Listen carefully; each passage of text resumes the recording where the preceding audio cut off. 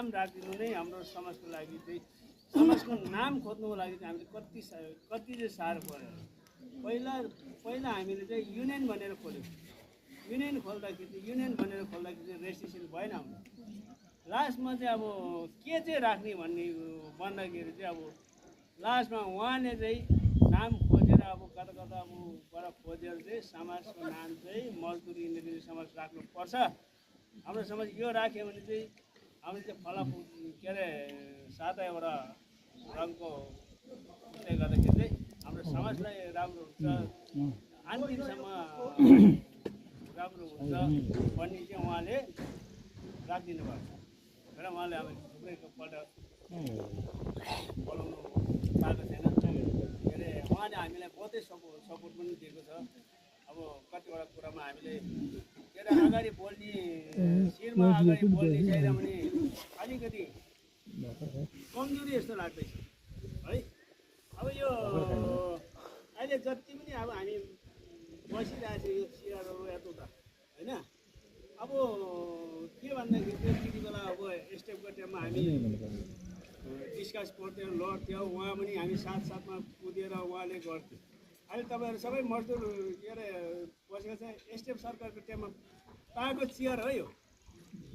हेर्नुहोस् अहिले अब हामीले कतिवटा कुरा हामीले पाएको छैन। यसमा अलिकति यो कुरा चाहिँ अलिकति पार्टीमा पनि जाओस् हामीले, किनभनेदेखि हामी मजदुर इन्जिनियरिङ समाज पार्टीले बहुत सपोर्ट गरेको छ नि होइन र।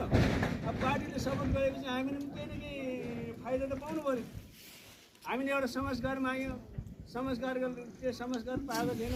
हामीले 300वटा चियरको डिमान्ड माग्यो, टेबल माग्यो, त्यो पाएको छैन होइन। हामीले समाजको लागि यत्रो समाज लिएर 1100-1200 हामी समाज लागेपछि पार्टीले हामीले सपोर्ट दिनु पऱ्यो नि त। तपाईँ हामी खटेर नि लोग्छ राति कहाँ क्याम्पिङ गर्नु अरे कता के गर्ने हामी खट्यो नि त।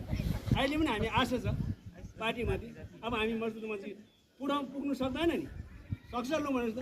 हामी पार्टीको सपोर्टर भनेर हामी पुग्नु सक्दैन, सक्छ लु भनेर तपाईँहरू भएन। आचुकीबाले केही खटेन भनेर तपाईँहरू अगाडि बोलेन भने अब होइन हामी बोल्ने जग्गामा हामी पुग्नै पाउँदैन। हामी राति छुट्टी हुन्छ 9 बजी, अब 10 बजी राति छुट्टी हुन्छ। अन्त पार्टीमा अब कहाँ हामी पुग्न पाउँछौँ भने। तर पार्टीको मान्छेहरूले चाहिँ हामीले हेर्नु पऱ्यो नि। मजदुरी इन्जिनियरिङ समाज पनि थियो, हामीले यसो सपोर्ट गऱ्यो भने अरू सब कमिटीहरू त छ नि हाम्रो छैन भन्नुहोस् त। अब अरू कमिटीहरू छ। अहिले जति बेला भोट चाहिँदा मात्रै हाम्रो पछाडि आएर त भएन। के को लो भन्नु प्रेसिडेन्ट साहब लो भन्नुहोस् त होइन। म लड्छु मजदुरको लागि, त्यो म आफ्नो फाइदाको लागि लडेको छैन होइन। म आफ्नो फाइदाको लागि लडेको छैन, समाजका लागि लड्छु। हाम्रो 1100-1200 अब मैले माथि दिएको दिएर कतिवटा जग्गाको उयो छ हेर्नु नि। के अरे एमएलए हेऱ्यो भने 4वटा एमएलएको 4वटा एमएलएको मान्छेले चाहिँ मैले के अरे क्याम्पिङ गर्नुपर्छ हिउँ गाडीमा। भोटको टाइममा डिडी सरको, एमएम सरको होइन, हाम्रो पुरन सरको कतिवटा एमएलएको चाहिँ के अरे मान्छेलाई क्याम्पिङ गर्नलाई माथि त्यो के अरे गाडी पनि झन्डै पल्टेको छ मेरो गाडी। त्यो के अरे ठेलाग्रिलदेखि मुनि त्यो पुरा जाँदाखेरि क्या। अन्त अहिले चाहिँ पार्टीदेखि मलाई के मन दुख्छ भन्दाखेरि चाहिँ अब हाम्रो समाजले हेर्दै गरेको छैन। एक शब्द पनि मजदुर इन्जिनियरिङ समाजको के अरे नाम लिएको छैन। अनि भोट माग्दा मात्रै के अरे इन्जिनियरिङ समाज अगाडि सारेर भएन नि त। अब यति बेला हाम्रो यहाँ त कतिजनाको एक्सिडेन्ट भइरहेको छ, कोही घरमा कति मरौ भइरहेको छ, कोही घरमा बाँझ। एक वचन अब लो मजदुर इन्जिनियरिङ समाजको लिडर चाहिँ को हो, के अरे के दुःख छ समाजमा भनेर चाहिँ पार्टीको मान्छेले हामीले हेरेको छैन। तपाईँहरू के अरे अहिले उहाँले यो कुरा किन राखेको भन्दाखेरि तपाईँहरू के अरे भोट प्रेसिडेन्टले के गर्यो। अब मेरो 2-3 वर्ष त छ टर्म छैन, त्यतिसम्म तपाईँले के गर्यो भन्ने एउटा तपाईँहरूको नाम आउँदाखेरि मैले यो लाइभ भिडियो बनाउँछ है, लाइभ भिडियो बनाउँदैछ।